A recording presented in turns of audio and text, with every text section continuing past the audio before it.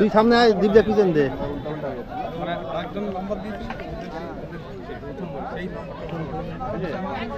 আপনি এদিকে আসেন, এদিকে আসেন।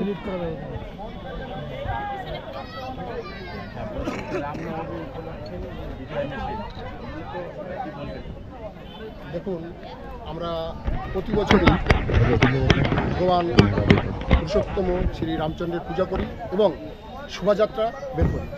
এবছরও আমরা ভগবান রামচন্দ্রের পূজা করেছি এবং শোভাযাত্রা এই এক্ষুনি বের হবে, তার প্রস্তুতি চলছে। এবং এই রামচন্দ্রের রামরাজত্ব হোক ভারতবর্ষে, এটাই আমরা চাই। সুষ্ঠু সুশৃঙ্খলভাবে চলুক, মানুষ তার ন্যায্য দাবি থেকে যেন বঞ্চিত না হয়, আমরা মানুষ সুস্থ সুন্দরভাবে থাকুক, এই দাবির জন্য আমরা রামরাজত্ব চাচ্ছি এবং তার জন্যই আমরা এই মিছিল এবং আমরা এই ভগবান শ্রী রামচন্দ্রের পূজা করি।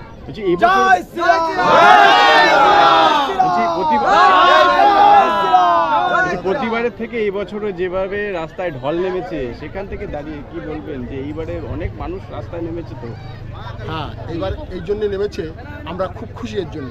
কারণ আমরা দেখেছি যারা রাম নামে ভয় পেয়ে পালিয়ে যেত এবং রাম নামকে গালাগালি বলে মেনে নিত, তাদের সেই সমাজের লোকও আজকে রাম পুজোয় ব্রতী হয়েছে এবং তারা শোভাযাত্রা করছে। এর চাইতে বড় পাওনা আর আমাদের হিন্দু সমাজের কিছু থাকতে পারে না। আমরা এর জন্য খুব খুশি এবং আগামী দিনে ভগবান রামচন্দ্রের নির্দেশনায় চলবে সারা দেশ, সারা পৃথিবী চলুক, এই আমরা চাই। এবং আমরা কঠোর হিন্দু এবং হিন্দুত্বের উপরে দাঁড়িয়েই এই রাম পুজো হয় এবং রামনবমী পালন হয় এবং সবাই এখানে সামিল হোক, এটা আমরা চাই। বলছি, এই যে বলছেন যে কঠোর হিন্দু, সেই ক্ষেত্রে কি প্রমাণ দিতে হচ্ছে যে শুধু হিন্দুরাই মিছিলে অংশগ্রহণ করতে পারবে কিংবা অন্য ধর্মের লোক অংশগ্রহণ করতে পারবে না? এটা কি কোনো প্রমাণ দিতে হচ্ছে? না, এটা প্রমাণ দিতে হচ্ছে না। এটা যাদের প্রমাণ দেওয়ার প্রয়োজন তারা এবার মিছিলে নেমেছে। আমরা প্রথম থেকেই করে আসছি, আমাদের প্রমাণ দেওয়ার কোনো প্রয়োজন নেই। তবে রাম সবার, ভারতবর্ষে এই রামেরই বংশধর সবাই, এখানে অন্য ধর্মের লোক ছিল না এবং আমরা যা আছি সবই রামেরই বংশধর।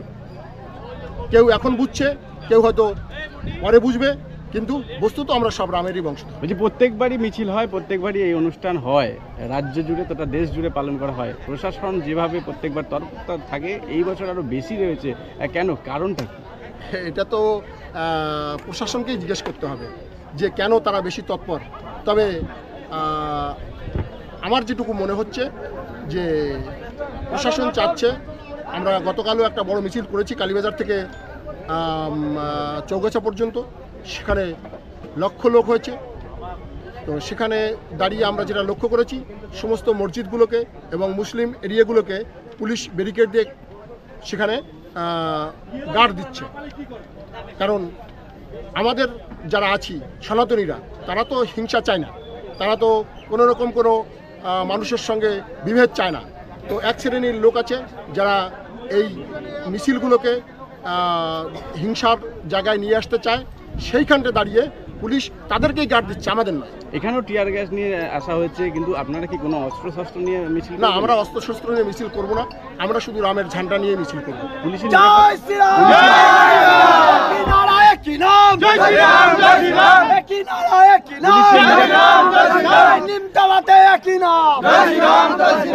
যে হারে পুলিশি নিরাপত্তা রয়েছে, আপনার মিছিল শুধু নয়, একাধিক মিছিলে এবারে যে তৎপরতা, সেই মিছিলে কি কি কোথাও কি অঘটন যাতে না ঘটে, সেই ক্ষেত্রে কি পুলিশ এত দেওয়া হয়েছে?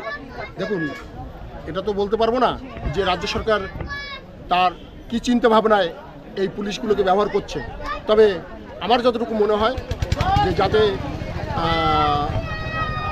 যারা অশান্তি ঘটায় প্রতিবারই মিছিলে, বিভিন্ন মিছিলে ইট ছড়ে, পাটকেল ছড়ে, তাদের থেকে নিজেকে একটু ভাবমূর্তি বাঁচিয়ে রাখার জন্য হয়তো এত পুলিশের ব্যবস্থা করছে। আপনিও কি আশঙ্কা করছেন যেন হামলা হতে পারে বলে আশঙ্কা? না, আমাদের এই মিছিলে কোনোদিন হামলা হয়নি, হবেও না, কারণ এটা টোটালটাই আমাদের মিছিলটা যেখান দিয়ে যাবে যেটা আছে পুরোটাই হিন্দু অধ্যুষিত এলাকা, এখানে কোনো সংখ্যালঘু নেই।